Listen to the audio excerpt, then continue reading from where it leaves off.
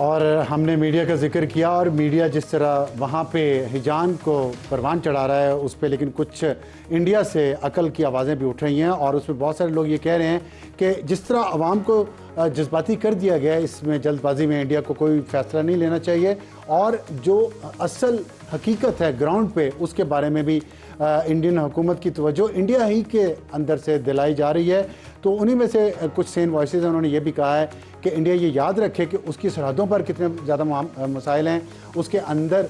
जो अलहदगी की तहरीकें चल रही हैं और साथ साथ उसको जो इन सब तहरीकों से निमटते हुए अगर पाकिस्तान के साथ जंग शुरू करनी है तो प्रैक्टिकली ये हो सकता है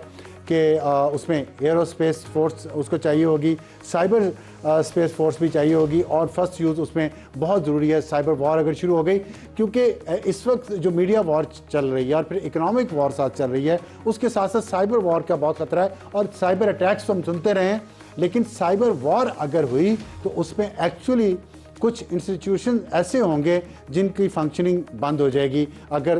उन पर साइबर अटैक बहुत इफेक्टिव हुए। और साथ ये भी कहा जा रहा है कि जो जिन जगहों पे मसलन 7 सिस्टर्स में जारी इंसर्जेंसी जो हैं, जम्मू कश्मीर में जारी आज़ादी की तहरीक, 17 जगहों पर अलहदगी पसंद तहरीकें इंडिया में जारी हैं। मणिपुर, असम, अरुणाचल, मेघालय, मिज़ोरम, त्रिपुरा रियासतें जो ईस्ट में हैं। नॉर्थ ईस्ट इंडियन रीजन में 1 से 1.5 लाख फ़ौज तैनात है और नॉर्थ ईस्ट में ही इंडिया का सबसे लंबा बांग्लादेश के साथ बॉर्डर है। बॉर्डर की लंबाई 4096 किलोमीटर है और वहाँ पर भी इस वक्त सिक्योरिटी की हालत बदल रही है। फिर पंजाब में सिखों की अलग रियासत के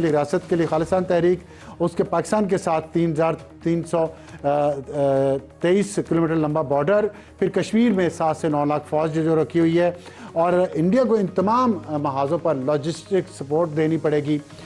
इनको सप्लाई लाइंस अपनी ओपन रखनी पड़ेंगी। और साथ साथ अभी हम देख रहे हैं कि इंडिया की जो कायमा कमेटी वाइड ब्राइट डिफेंस है उसमें अप्रैल के दूसरे हफ्ते में जो रिपोर्ट जमा करवाई गई उसमें कहा गया है कि इंडियन आर्मी को करीबन 1 लाख सिपाहियों की कमी का सामना है। तो मीडिया नैरेटिव की पहले से जंग जारी, अगर साइबर वॉर में भी तब्दील होगी और फिर अगर काइनेटिक वॉर में तब्दील होगी तो इंडिया को बहुत सारे मसाइल का सामना है। इसलिए इंडिया की सेन वॉइसेस ये कह रही हैं इंडिया को जंगजूइज़म को कंट्रोल करें और अकल से काम लें।